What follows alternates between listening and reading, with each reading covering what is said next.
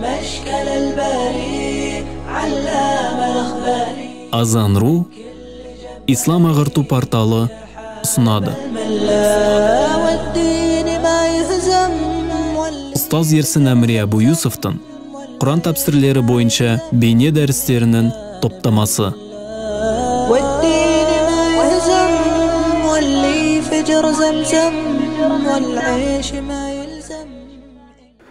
أعوذ بالله من الشيطان الرجيم بسم الله الرحمن الرحيم الحمد لله رب العالمين والصلاة والسلام على نبينا وإمامنا وقدوتنا وقرة عيوننا محمد وعلى آله وأصحابه أجمعين رب اشرح لي صدري ويسر لي أمري واحلل عقدة من لساني يفقه قولي اللهم علمنا ما ينفعنا وانفعنا بما علمتنا وزدنا علما وعملا وتقا وإخلاصا يا رب العالمين أما بعد Ассаламу алейкум ва рахматуллахи ва баракатух.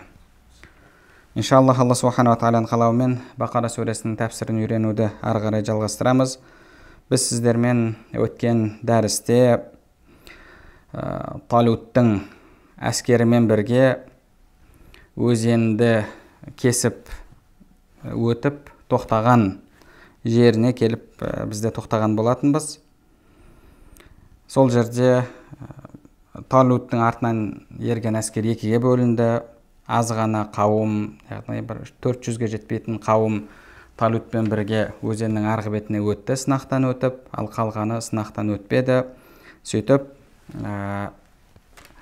аз ғана қауым Алла тағалаға дұғасын жасап, бағанағы үмітін артып, кәм мен фиатин қалилатин ғалабат фиатан кәсиратан биизниллах, қанша аз болған топ Алланың қалауымен көп болған топты көпшіліктен жеңген, Алла сабыр етушілермен бірге деп, осылайша, яғни осы аяттан тоқтаған болатынбыз. Аллаху субханаху ва тағала келесі аятта, яғни 250-ші аятта айтады: Аузу биллахи минаш шайтанир раджим. وَلَمَّا بَرَزُوا لِجَالُوتَ وَجُنُودِهِ قَالُوا رَبَّنَا أَفْرِغْ عَلَيْنَا صَبْرًا وَثَبِّتْ أَقْدَامَنَا وَانصُرْنَا عَلَى الْقَوْمِ الْكَافِرِينَ. Олар Жалутпен және оның әскерімен шайқасқан кезде, немесе шайқасардан алдын, «Уа Раббымыз, бізге қайсарлық бітіргейсің, яғни бізге сабырлық бергейсің, бізді табанды еткейсің, кәпірлер қауымына қарсы бізге медет бергейсің» деді. Бұл аятта Алла субханаху ва тағала «Уәләммә баразу» деген сөзбен бастады. Мубараза араб тілінде негізінде жалпы қазір екі жақтан шығып бір-бірімен соғысу, шайқасу деген мағынада келгенімен имамдарымыз тәпсірінде айтады: «Уәл аслу фиха аннал ардал фада аллати ла хижаба фиха юқалу лахал бураз». Негізінде әлгі адам жасырына алмайтындай көрініп тұрған жерге араб тілінде бураз деген сөз қолданылады. Уәләммә баразу немесе мубараза деген, яғни сондай ашық майданға жиналу, бетпе-бет келу дегенді білдіреді. Әдетте ашық майданға бетпе-бет не үшін келеді? Соғысу үшін келеді.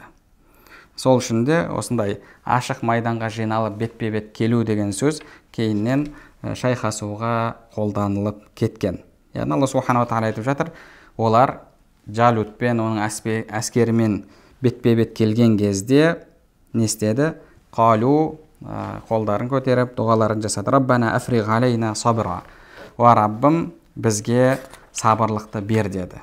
Бер дегенде де бұл жерде жалпы араб тілінде африг сөзі төгу дегенді, босату дегенді білдіреді. Негізінде ифраг босату, яғни мысалы шелекті алып, соның ішіндегі нәрсені босату. Босату қалай болады? Ішіндегіні төгумен болады.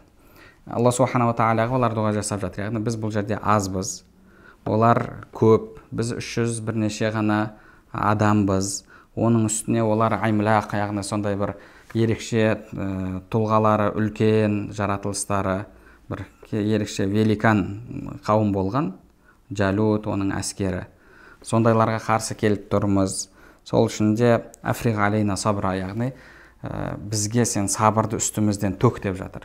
Біздің үстімізден сабырды төгіп жібермесең, яғни бізге сондай бір ерекше сабыр бермесең, біз мына жерде төтеп бере алмаймыз деп олар Алла субханаху ва тағаладан дұға сұрап жатыр. Раббана африг алейна сабра, яғни бізге сабырыңды төк деп жатыр, бізге үстімізден төк. Яғни бізге сондай мол ерекше сабыр бер деп жатыр. Уәсәббит ақдамана, және біздің аяқтарымызды, яғни табандарымызды тұрақты еткейсің. Мына жерде бізді табанды еткейсің депті, яғни аяқтарымыздың нық болуын өзің нәсіп ет деп Алла субханала тағаладан сұрап жатыр. Уансурна алал қаумил кафирин, және кәфір қауымға қарсы бізге жәрдем бер, бізге медет бер, бізге өзіңнің жеңісіңді бер деп жатыр. Жалпы мұсылман адам кез келген жағдайда, әсіресе осындай қиын жағдайда Алла тағалаға дұға етуі керек. Неге? Өйткені жалпы жеңіс, қанша қауым көп болса да оның жеңілуі немесе жеңіп кетуі барлығы Алланың қолындағы, Алланың қалауындағы нәрсе. Сол үшін де адам әрдайым Алла субханала тағаладан дұға етіп тілеуі керек. Мына жерде Талуттың әскері солай дұға жасап жатыр. Өздерінің аз екендігін, қарсыластарының қару-жарақ жағынан да, күш жағынан да басымдылығы бірнеше есеге артатынын олар көріп біліп тұр. Бірақ Алла тағалаға үміт етіп, Алла субханала тағаланың қалауымен иншалла жеңіске жетеміз деп келіп жатыр. Құранда Алла субханала тағала біраз аяттарда мұсылмандардың осындай қиын жағдайларда Аллаға дұға еткендігін бізге үйретеді. Құранда Алла субханала тағала айтады: وَكَأَيٍّ مِّن نَبِيٍّ قَاتَلَ مَعَهُ رِبِّيُّونَ كَثِيرٌ. Қанша пайғамбарлармен бірге көптеген сондай Алладан қорқатын тақуа әскері, сахабалары бірге күрескен дейді. Алла тағала олар жайында айтады: وَمَا كَانَ قَوْلَهُمْ إِلَّا أَنْ قَالُوا رَبَّنَا اغْفِرْ لَنَا ذُنُوبَنَا وَإِسْرَافَنَا فِي أَمْرِنَا وَثَبِّتْ أَقْدَامَنَا وَانصُرْنَا عَلَى الْقَوْمِ الْكَافِرِينَ. Сондай қиын жағдайларда олардың жасайтын дұғалары, айтатын сөздері тек қана мынау еді: Раббана гфир лана зунубана, ва Раббым біздің күнәларымызды кешір, ва исрафана фи амрина, ісімізде шектен шығуымыз болса соны кешір, аяқтарымызды нық еткейсің, яғни бізді табанды еткейсің, уансурна алал қаумил кафирин, және кәпір қауымға қарсы бізге жәрдем бергейсің деп осылай дұға жасайтын еді дейді. Және пайғамбарымыз саллаллаху алейхи уассаламда әрдайым осындай шайқастарда Алла тағалаға дұға жасайтын, әсіресе осы Бәдір шайқасында, Бәдір шайқасы мен мынау Талуттың әскерінің шайқасы бір-біріне ұқсас. Неге? Өйткені пайғамбар саллаллаху алейхи вассалам хадисінде Талутпен бірге Бәдір шайқасындағыдай сандағы адамдар ғана барды дейді. Яғни екеуі бір-біріне ұқсас, сондай шешуші сәт. Сол үшін де пайғамбар саллаллаху алейхи вассалам Бәдір шайқасында дұға жасаған кезде не деді? О Алла, егер қазір осы топ қырылып, жойылып жоқ болатын болса, онда бұдан кейін жер бетінде саған ешкім құлшылық жасамайды, яғни сені құлшылық жасайтын құлдарың қалмайды деп Алла тағаладан көптеп дұға жасады. Сахабалар айтады, тіпті соншалықты көп дұға жасаған кезде, қолын қатты көтерген кезде иығындағы жамылып тұрған нәрсесінің өзі жерге түсіп кетті дейді. Олар осылайша дұға жасайтын. Имам Ар-Рази рахмахуллах осы мәселеге қатысты айтады: жалпы соғыста адамға үш нәрсе қажет дейді. Біріншісі айякуна сабуран аля мушахадатил махауиф вал умурил хаила. Оның сол қорқынышты сәттерді көруге, қиыншылықты көруге сабырлы болуы дейді.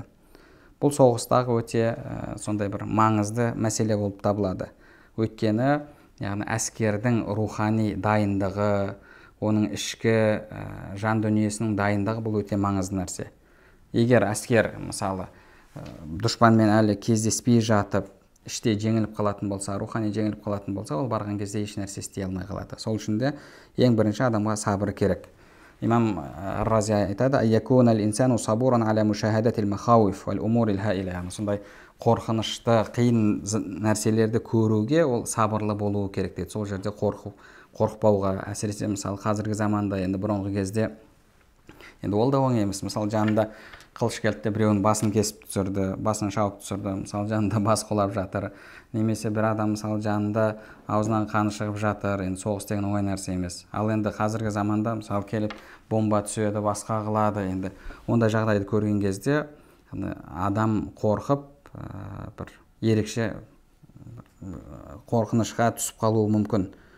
Тіпті сондай жағдайларды көрген кісілер айтып береді. Бір жігіттер бір елде бір 50 шақты жігіт, біз анда барып соғысамыз, мұнда барып соғысамыз деп өздерінше жиналып алып, қару-жарақ тауып, сөйтіп дайындалып, Сонда шейхтар барып, ұстаздар барып айтқан, мына істерің дұрыс емес, бұл істерің ертең өздерің бастарыңа проблема алып келеді, қойыңдар деген кезде, ой сендер қорқақсыңдар, сендер андайсыңдар, сендер жихадқа дайын емессіңдер, продажныйсыңдар деген секілді. Енді жаңа жас, қаны қызу жігіттердің айтатын әңгімесі бар ғой әрдайым. Сондай әңгімені айтқан. Кейін олардың жағдайы, олардың ісі мемлекетке жетті. Сөйтіп мемлекет әскерін жіберіп, вертолетпен келіп, тікұшақпен келіп, бір-екі сол жерде енді атыс болған, бір-екі оқ, одан кейін бір-екі кішігірім бір нәрселер тастаған ба. Сол кезде ана жерде өздерінше Рэмбо болып жүргендер, кейбіреулер балаша жылады дейді кәдімгі.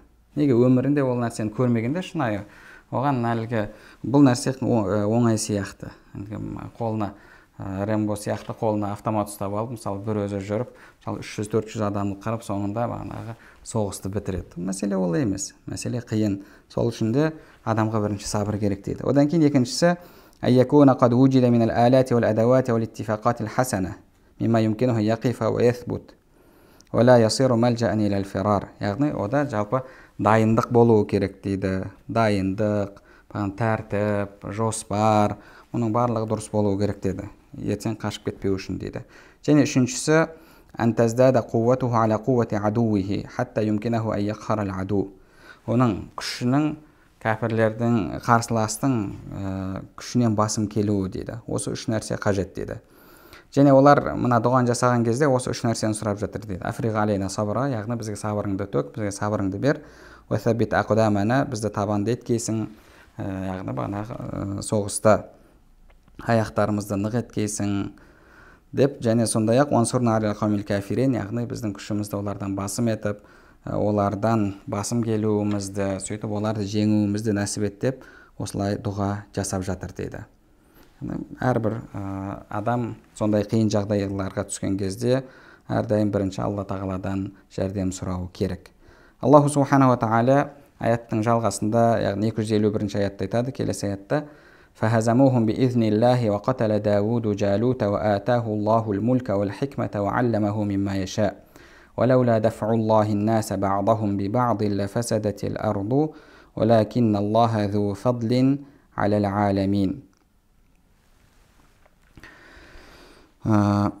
Олар Жалутпен және оның Алланың жәрдемімен олар жеңді дейді. Алланың жәрдемімен олар жеңді. Дауд Жалутты өлтірді. Алла Даудке патшалық пен хикметті берді. Оған қалаған нәрселерін үйретті. Алла адам баласының біреуін біреуі арқылы қорғамаған болса, жер жүзі былығып кетер еді.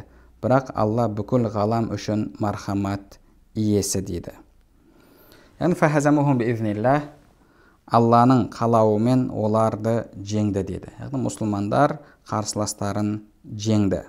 Бұл сөздің мағынасына имамдарымыз тәфсирінде айтады. Яғни Алла тағала олардың дұғасын қабыл етті, оларға сабыр берді, оларды табанды етті, олардың күшін қарсыластардың күшінен басым етті. Және олардың кәм мин фиатин қалилатин ғалабат фиатан кәсиратан биизниллах, қанша аз болған адамдар көп болған көпшілікті жеңген деген үміттерін ақтады. Сөйтіп Аллаху субханаху ва тағала мұсылмандарға жеңіс берді дейді. Жеңіс берді. Және бұл жерде биизниллах, яғни Алланың қалауымен деп жатыр. Яғни Алланың қалауы болмаса, Алланың жәрдемі болмаса, онда аз қауым көп қауымды ешқашан жеңе алмайды. Сол үшін де имамдарымыздың айтатын сөз бар. Жалпы егер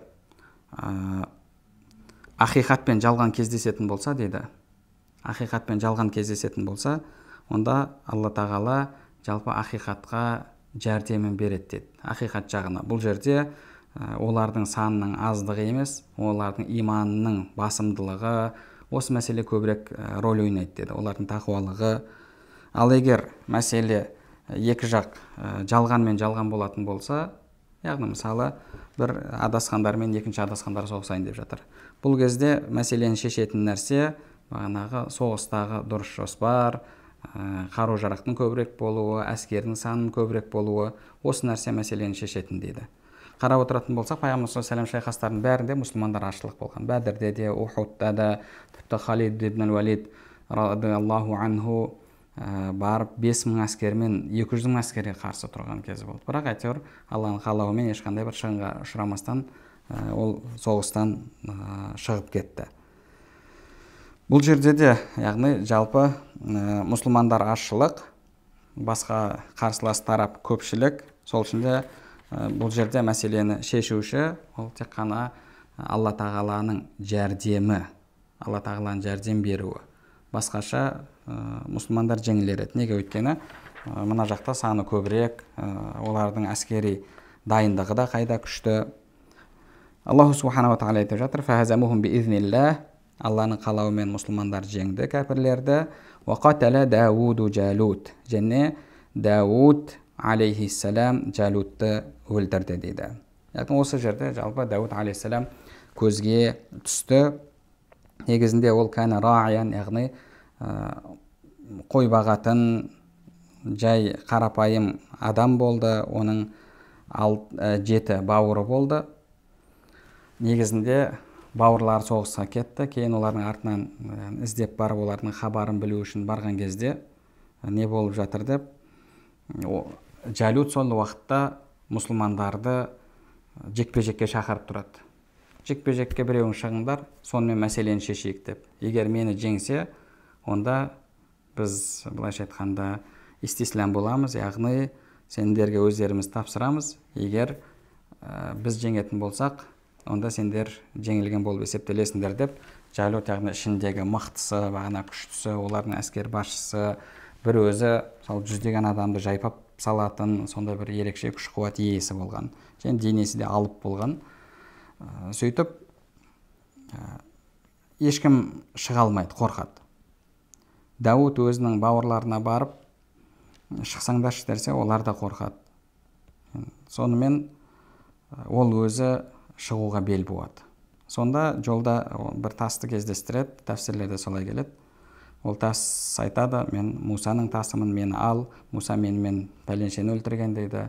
Кейін тағы бір тасты кездестіреді, ол Харунның тасымын дейді. Кейін тағы бір тас оған айтады: мені ал, Жалутты өлтіретін тасымен боламын деп. Сөйтіп, үшеуін алып қосқан кезде бір тасқа айналды деді. Оның әлгі тасты салып айналдырып ататын құрал болған. Қарап отыратын болсақ, яғни сондай бір жеңіл құралмен, Алланың қалауымен Дауд Жалутты жеңді. Сол жерде Талут уәде береді: егер кімде-кім шығып жекпе-жекке жеңетін болса, мен онымен патшалығымды бөлісемін, оған дүниемнен бөліп беремін, қызымды беремін деп осылай уәде етеді. Сөйтіп Дауд алейхиссалам шығып, сол жерде Алланың қалауымен Жалутты өлтіреді. Яғни айналдыратын нәрсесін, құралын айналдырып тұрып атқан кезде тас келіп тиіп, оның денесін тесіп жіберді деді. Бұл да Алланың қалауымен әлбетте. Сөйтіп Жалут өлді. Өлгеннен кейін жандағы әскерлер рухани күйзеліске, рухани жеңіліске ұшырады. Бұл әлбетте ең маңызды нәрсе. Одан кейін ары қарай мұсылмандар оларды жеңді. Аллаху субхана ва тағала аяттың жалғасында айтады: وَقَتَلَ دَاوُدُ جَالُوتَ وَآتَاهُ اللَّهُ الْمُلْكَ وَالْحِكْمَةَ. Және Алла тағала Дәуітке патшалықты, сондай-ақ хикметті берді дейді. Хикметті берді. Патшалықты берді деген сөздің мағынасы, яғни оны патша етті. Патшалық Дауд алейхиссаламға негізінде сол оқиғадан кейін тәфсірлер бойынша 7 жылдан кейін келді дейді. Неге патшалықты берді деп жатыр? Өйткені Дауд алейхиссалам патшаның баласы емес, және патша шығатын әлгі Яқуб алейхиссаламның 12 ұрпағы болса, соның патша шығатын ұрпағынан емес. Ол жерде 12 баласы болды, 12 әулет. Соның бір әулетінен, мысалы, пайғамбарлар шығатын, бір әулетінен патшалар шығатын. Дауд алейхиссалам ондай әулеттен емес еді. Талут та тура сондай. Сол үшін де Талут сендерге патша болады деген кезде, қалай ол бізге патша болады деп Бани Исраил қарсы шықты. Дауд алейхиссаламда ондай патша шығатын әулеттен емес еді, және одан кейін әкесі де, өзі де қарапайым қой бағып жүрген адамдар болды. Аллаху субханала тағала ва атахуллахул мульк, оған патшалықты берді, уал хикма, және даналықты берді дейді. Даналықты берді. Бұл жердегі даналық сөзінің мағынасы жалпы яғни пайғамбарлықты берді. Сөйтіп Дауд алейхиссалам алғашқы бағанағы Яқуб алейхиссаламның балаларының ішіндегі патшалық пен пайғамбарлықты біріктірген пайғамбар патша болды. Кейін Сулейман алейхиссалам да тура сондай. Одан алдыңғы уақытта, мысалы мына жерде Талут патша Ашмуил деп келеді тәфсірлерде, яғни Ашмуил ол пайғамбар. Пайғамбардың бағыт бағдар беруімен патша мемлекетті басқарып отырады. Бірақ Дауд алейхиссаламға келген кезде Алла тағала екеуін біріктіріп берді. Ва атахуллахул мулька уал хикма. Енді бұл жерде Аллаху субханала тағала осы ерлігі үшін, осындай бір батырлығы үшін патшалық пен мүлікті берді ме? Яғни патшалық пен пайғамбарлықты Алла тағала сол үшін берді ме? Негізінде, яғни сөзде былай қарайтын болсақ, мысалы біреу бір нәрсені істеді, кейін ол мынандай болды деген сөз келген кезде, мынаған себеп болды дегенді білдіреді негізінде. Мысалы, біреу жайында айтасың, фирмада жұмыс істейді, сол фирмада өзінің біліктілігімен, ыждахаттылығымен, өзінің тырысуымен көзге түсті, кейін директор болды деп айтатын болсаң, сол фирмаға директор болды десең, яғни мынау ісі оның мынаған себеп болды дегенді білдіреді. Яғни оның білгірлігі, әрекет етуі, тырысуы, пунктуальность дейміз, басқа дейміз, сол нәрселері оның директор болуына себеп болды деген мағынаны білдіреді. Енді мына жерде Алла субханала тағала вақатала Дауду Жалут, Дауд Жалутты өлтірді, және Алла тағала оған билікпен, патшалықпен пайғамбарлықты берді деді. Яғни пайғамбарлық пен патшалықты Алла тағала сол соғыстағы әрекет үшін, ерлігі үшін сый ретінде берді ме? Ғұламаларымыз айтады, негізінде олай емес дейді. Неге өйткені пайғамбарлық ол бір нәрсенің сый ретінде берілетін дүние емес дейді. Сый ретінде берілмейді. Аллаху субханала тағала Аллаху а'ламу хайсу яджалу рисалата, Алла өзі біледі пайғамбарлықты кімге беретінін, қалай беретінін дейді. Және ол Алланың таңдауымен болатын нәрсе. Яғни оның бір іс-әрекет үшін емес. Іс-әрекет үшін пайғамбарлыққа лайық болып, кейін Алла тағала оны пайғамбар еткен жоқ. Пайғамбарды Алла тағала өзі таңдайды, әуел бастан соны пайғамбар етеді. Сол үшін де бұл жерде, яғни сыртқы мағынасын қарасаң, Дауттың ерлігі үшін Алла тағала пайғамбарлық пен патшалықты берген сияқты болды. Негізінде олай емес. Пайғамбарлықты, әсіресе пайғамбарлықты Алла тағала соғыстағы ерлігі, батырлығы үшін берген жоқ. Және бұл жерде атахуллахул мулька, яғни бірден берді, бірден патша етті деген мағына емес. Неге өйткені Талут патша болды ол кезде, Ашмуил пайғамбар болды, кейін Ашмуил қайтыс болды, Талут қайтыс болды, содан кейін Дауд алейхиссалам патша болды. Бұл арада жалпы 7 жыл уақыт өтті. Сол үшін де, яғни пайғамбарлық бір нәрсенің сыйы ретінде берілмейді. Алла субханала тағала ары қарай айтады: «Уалламаху мимма яша», және оған қалаған нәрсесін үйретті дейді. Қалаған нәрсесін үйретті деген сөзде мақсат не? Имамдарымыз айтады, бұл сөзден мақсат дейді, біріншіден Алла субханала тағала Құран кәрімде «Уалламнаху сан'ата лабусин лакум литухсинакум мин бa'сикум», біз оған соғыстан қорғанатын киімдер, сауыттарды жасауды үйреттік дейді. «Уаланна лахул хадид», біз оған темірді балқытып ертіп бердік дейді. Жалпы Дауд алейхиссалам қол деген темір ерекше балқып, майысып, керек формаға келе беретін болған. Алла тағала сондай ерекше қасиет берген, ерекшелік берген муъжиза Дауд алейхиссаламға. Бұл жердегі біз оған үйреттік деген, яғни осындай соғыста киетін сауыт сайман жасауды үйреттік деген мағынада дейді. Және сондай-ақ оған үйреттік деген сөзден мақсат «Аннал мурада каламут тайр уан намл», құстармен, құмырсқалармен сөйлесуді үйретуі дейді. Өйткені Алла тағала Құран кәрімде «Уаллимна мантиқат тайр», Алла тағала бізге құстардың тілін үйретті деп келеді. Және сондай-ақ бұл сөзден мақсат, яғни қалағанын үйретті деген сөзден мақсат «Ма ятааллақу бимасалихи дуния ва дабтил мульк», жалпы адамдарды игере білу, мемлекетті басқару, саясатты жүргізу, осы нәрселерді үйретті дейді. Неге өйткені Дауд алейхиссалам оны өзінің әкесінен үйренген жоқ. Әкесі патша болған жоқ. Мысалы, әкесі патша болатын болса, кішкентай кезінен әкесінің жанында жүреді, жиналыстарына қатысады, қалай мемлекетті басқару керек, соны үйренеді. Сөйтіп, әкесін көріп, тәжірибе жинап, кейін патша болады. Дауд алейхиссаламда ондай ешқандай, былайша айтқанда, тәжірибе жоқ, опыт жоқ. Алла субханала тағала оған өзі үйретіп қойды.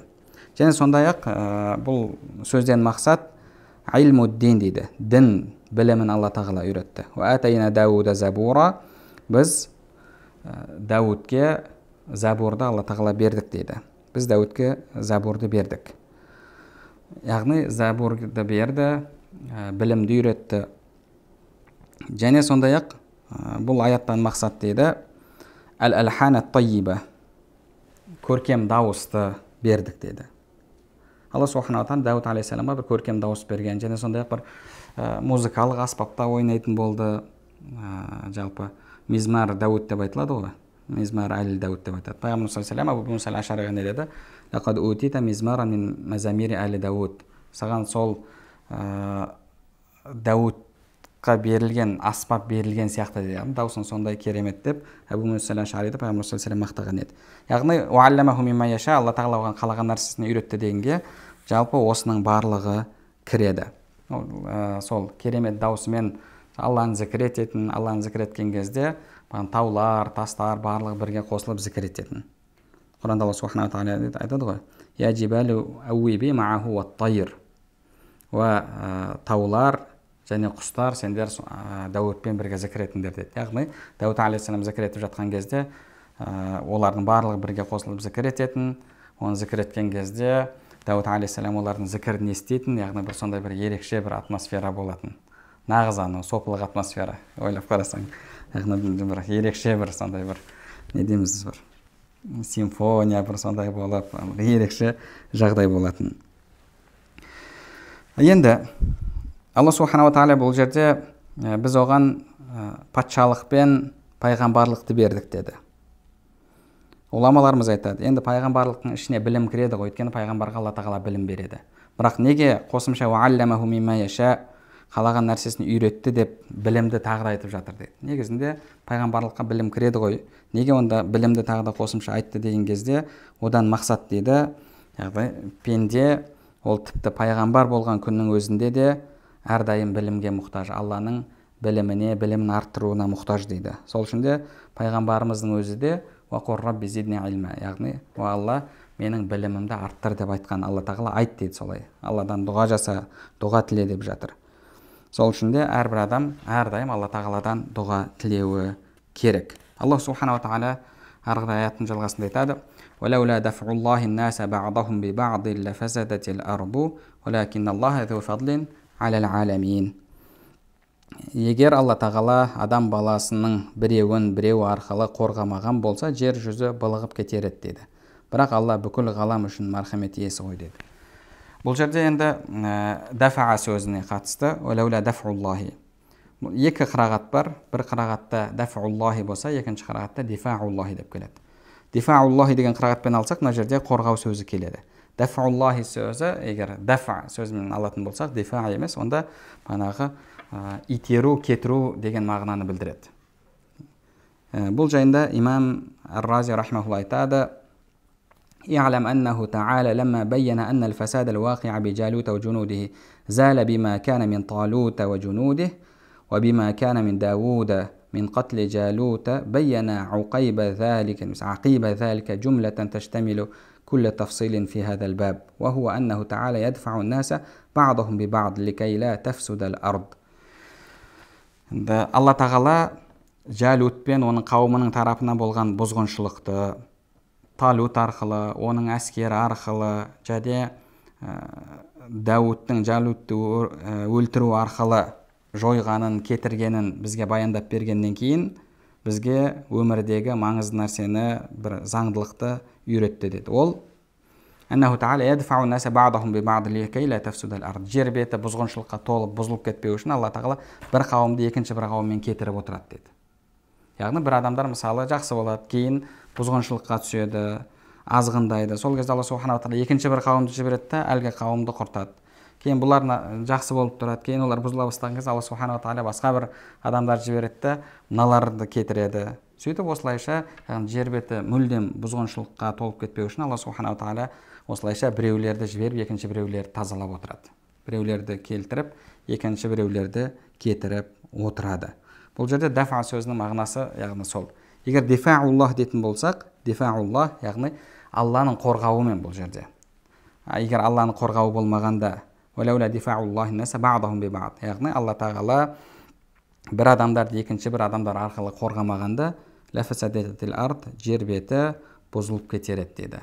Бұл жердегі сөз қорғау сөзі. Яғни Алла субханала тағала жалпы міскіндерді, зұлымдыққа ұшырағандарды сондай пайғамбарлар арқылы, әділ патшалар арқылы зұлымдық жасаушылардан, басқалардан құтқарып отырады, қорғап отырады деген мағынаны береді. Енді бұл жерде жалпы имам Рази айтады, әл-мадфу, әд-дафи әл-мадфу, яғни қорғаушы және немесе келуші және кетуші бар дейді. Біреу келді, екінші біреу итеріп тастап кетірді.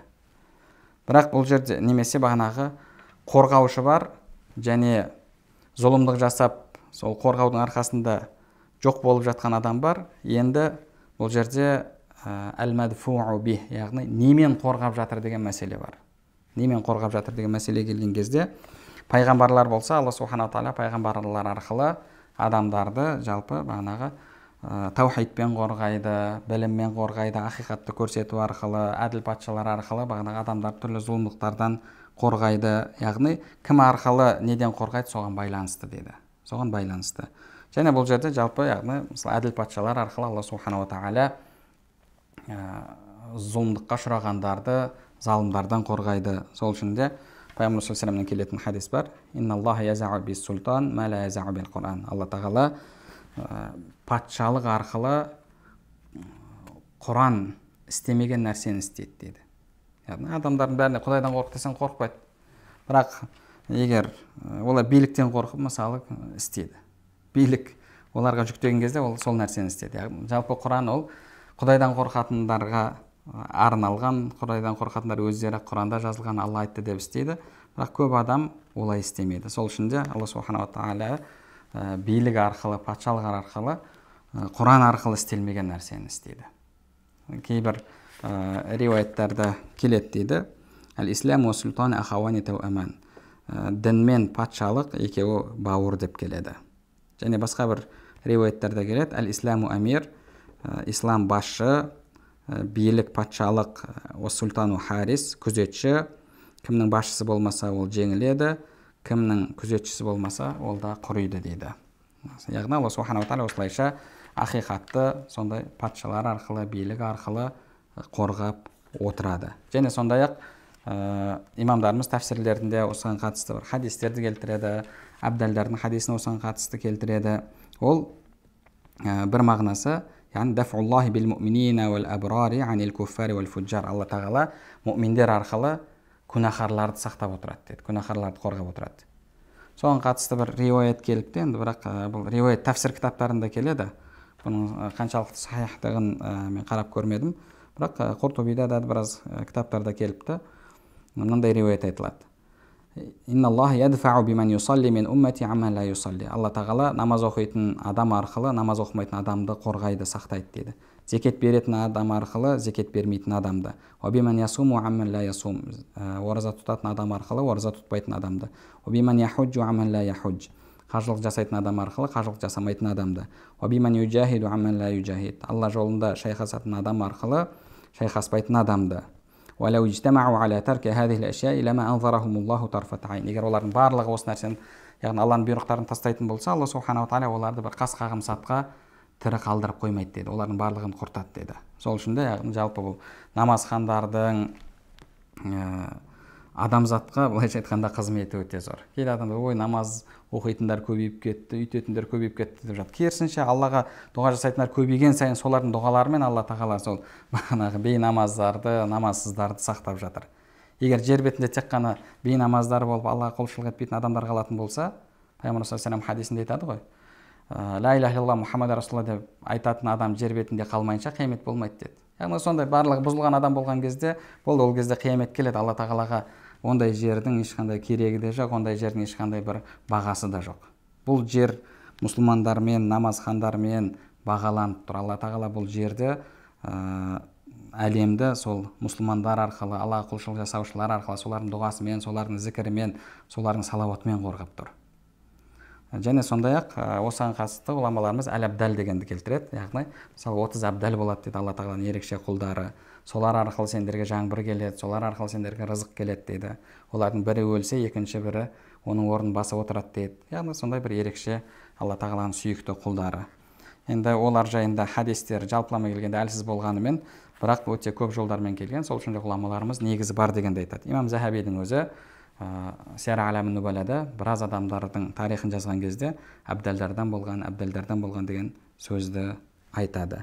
Иншалла осымен дәрісімізді тамамдаймыз. Алла субхана ва тағала бәрімізге пайдалы білім нәсіп етсін, білімдерімізге амал етуімізді және амалдарымыздың қабыл болуын нәсіп етсін. Субханакаллахумма бихамдика ашһаду ан ла илаха илля анта астағфирука ва атубу илейк.